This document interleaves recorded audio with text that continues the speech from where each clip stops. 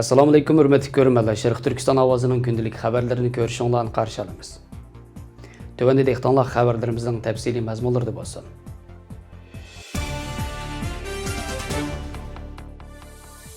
Turkiya Tashqi ishlar ministri Mavlud Çavuşoğlu Xitoy bilan imzolangan Turkiya-Xitoy jinoyatchilarni o'tkazib berish shartnomasining Turkiya parlamentida texnik ma'qullanmaganligini, Xitoyning Turkiyadagi Uyg'urlarni qaytarib berish talablarining Anqarada javobga erishamaganligini bildirdi.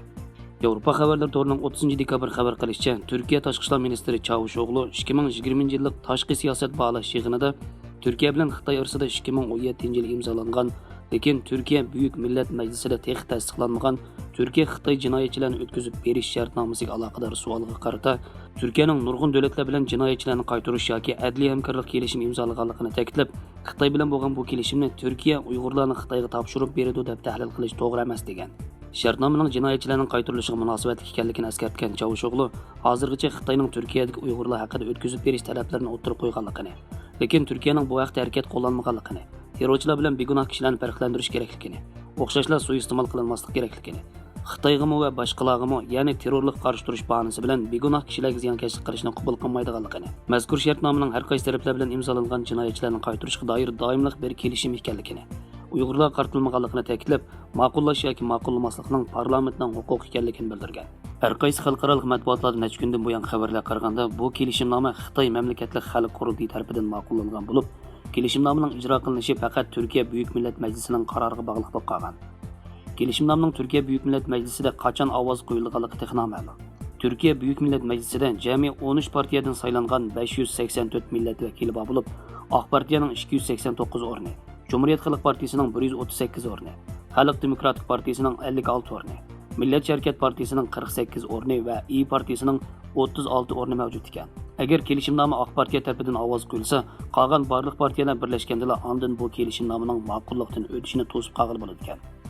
Kishilik huquq tashkilotlari agar Anqara bu kelishimnomani ma'qullasa, Xitoy doiralarining ziyonkashligidan qochib Turkiyaga yerlashgan Uyg'urlar va siyosiy faoliyatchilarning xavf ostida qoladiganligini ogohlantirgan. Ma'lum bo'lishicha, Turkiyadagi ijtimoiy tarmoqlarda necha kundan buyon Uyg'urlar qaytarib etilsa bo'lmaydi nomli hashtag birinchi o'ringa chiqqan.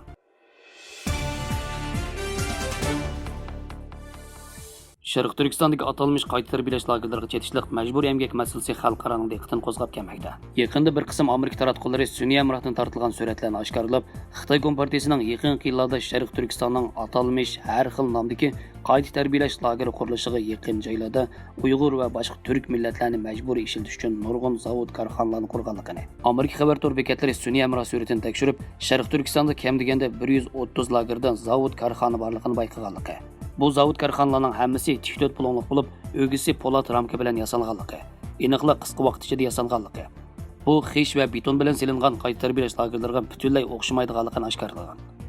To'rbekatning xabar qilganda Xitoy doiralari qayta tarbiyalash lagerlarida zo'r turkumdagi Uyg'urlarni majburiy tutib turgan.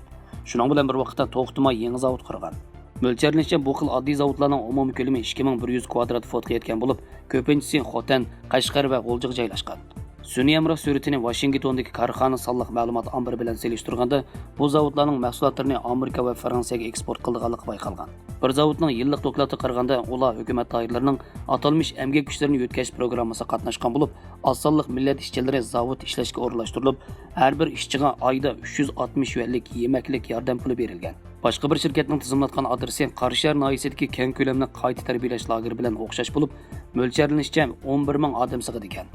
Sun'iy amroh rasmlarida ko'rsatilishicha, 6 ko'k ranglik zavod faqat bir tom bilan qayta tarbiyalash lageridan ayrilib turdi ekan. Xitoy Kompartiyasining Sharq Turkistondagi qabohatli qilmishlaridan lager va zo'r ko'lamli tutqun ma'lum bo'lgandan keyin, tashqi dunyoni yana bir qatam hayron qoldirgan texmo qabohatlik voqea Uyg'urlarning keng ko'lamda zamonaviy qullar emgak shaklida majburiy emgak selinishi bo'ldi. Bo'libmi pishiqlab ishlashni asos qilgan sohalarda, jumladan to'qimachilik, chosh mahsulotlari va konservalik mahsulotlarni ishlashda g'oyat zo'r sondagi majburiy emgak kuchlarining ishlatilishi erkinlik dunyosi allaqachon tushirib tashlagan qullar emgakini yana bir qatim kishilarning ko'z oldida namoyon qildi.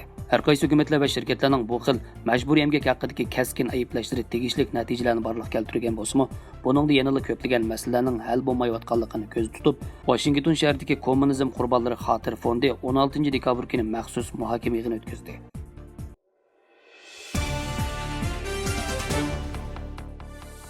30 dekabr kuni Yevropa İttifaqı bilan Xitoy 7 yildan beri suhbat berayotgan mablag' selish kelishimida o'rtaq fikr hosil qildi. Germaniya bosh ministri Angela Merkel, Yevropa komissiyasining prezidenti Ursula von der Leyen qatorliqlar Xitoy kompartiyasining bosh sekretari Xi Jinping bilan o'rtaq to'y yig'ini o'tkazib kelishim e'lon qildi. Yevropa komissiyasining 29 dekabr e'lon qilgan bayonotida aytilishicha, Xitoy xalqaro emgak tashkilotining majburiy emgakni cheklash to'g'risidagi ahdnomasini tasdiqlash uchun davomli va izchil tirishchilik ko'rsatishga ma'qul bo'lgan. Yevropa komissiyasi Xitoyning majburiy emgakni cheklaydiganligiga va'da berganligini bildirsimi, lekin kelishim kishilik huquq tashkilotlarini afsuslantirgan. Ularning aytishicha, kelishimda Xitoyning Uyg'ur majburiy emgakini bekor qilishga oid aniq bir mexanizm yo'q bo'lib, ular kelishim Yevropa parlamentida ovoz qo'yilganda parlament a'zolarining uningga jiddiy inkos qaytarishini umid qiladi ekan. Germaniyadagi tahdid ostidagi xalqlar tashkilotining maslahatchisi Hanno Schädlerning bildirishicha, mazkur kelishimda majburiy emgak masalasi unumli hal qilinmagan. Bu kelishim Yevropa parlamentiga kelganda ularning Yevropa komissiyasiga besim ishiltishi, kelishimga tuzatish kirgizib, Xitoy hukumatining majburiy emgakni bekor qiladiganligini kelishimga kirgizish kerakligini ta'kidlab, bu kelishimda Xitoy hukumati faqat majburiy emgakni cheklashga tirishchilik ko'rsatadiganligini bildirgan, lekin majburiy emgakni ishlatayotganligini e'tirof qilmaganligini bildirgan. U yana Xitoyning majburiy emgakni bekor qilishiga konkret vaqt jadvali bekitilishini talab qilgan. Yevropa Ittifoqining Xitoy bilan mablag' selish kelishimi hosil qilishida Xitoyning lager ichi va sirtidagi necha millionlagan Uyg'urni Xitoy korxonalarida paxtazorlik, yezigilik maydonlarida majburiy emgak selishi cho'ng to'salg'iga aylangan. Yevropa parlamenti ikki taraf kelishim hosil qilishning orqasida qaror ma'qullab, kelishimning majburiy emgak masalasini hal qilishni talab qilgan. Fransiya agar Xitoy majburiy emgakni bekor qilmasa, uning bilan kelishim imzolashni to'sadiganligini bildirgan. Yevropa Ittifoqi bilan Xitoy o'rtasidagi mablag' selish kelishimi rasmiy imzolangandan keyin Yevropa parlamentining tasdiqlashiga suniladi ekan.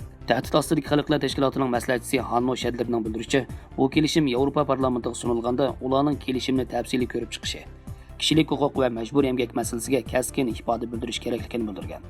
Biroq Yevropa komissiyasi mablag' selish kelishimini muayyanlashtirib, uning Xitoyda Yevropa mablag'iga adil raqobat muhiti yaratishini umid qiladiganligini ilgari surmoqda.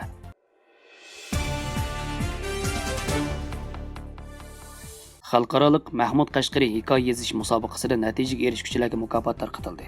Bu yil 6-chi qitimliq o'tkazilgan bu musobaqaga Turkiya, Ozarbayjon, Balqon, Boshqirdiston, Sharq Turkiston, Moldoviya gagavuzlari, Iroq, Eron, Afg'oniston va O'rta Osiyo Turk Jumhuriyatlari qatorliq 23 davlat qatnashgan bo'lib, Turkiya, O'rta Osiyo Turk Jumhuriyatlari va har qaysi turkiy millatlarning to'nilgan yozuvchilardan tarkib topgan baholash shahid tarafidan baholanib, Ozarbayjonlik Narman Abdurahmon yozgan Xarabila ostidagi aslamalar mavzuliq hikoyasi birinchilikka, Turkiyalik Arzu Tuproq yozgan Dunyoning bir burchagida mavzuliq hikoyasi ikkinchilikka, Iroqning Turkman ili viloyatidan Kamoli Boyatli yozgan Oshiqning bilinmagan ahvoli mavzuliq hikoyasi uchinchilikka erishgan.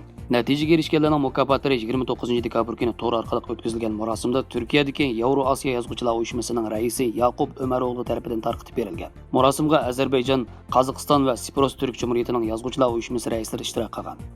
Yevropa Asiya yozuvchilar uyushmasining raisi Yaqub Umaroğlu bu qatimqi Mahmud Qashqari hikoya yozish musobaqasiga burunqi musobaqalarga qaraganda hikoya yaratgan davlatlarning soni eng ko'p bo'lganligi, 23 turkiy millatining yozuvchilari hikoya yaratganligini, ba'zi turkiy millatlar bu musobaqaga tunji qatim qatnashganligini bildirib, yaqinda Xitoy kompartiyasining Mahmud Qashqarining haykalini opaldan buzib elayotganligini qattiq ayblaydiganligini bayon qilib, Mahmud Qashqarining haykalini chaqib o'tish intayin xato bir ish.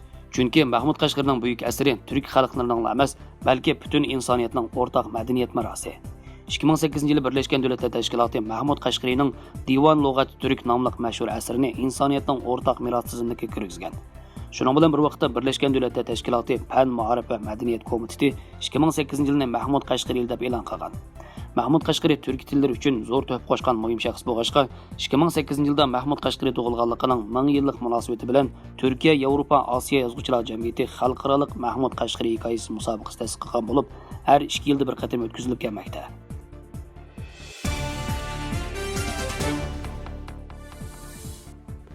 Xabarlarimizni yoqtirib ko'rganingizga rahmat. Ko'rishguncha omon bo'linglar. Xayr xo'sh, Allohga omonat.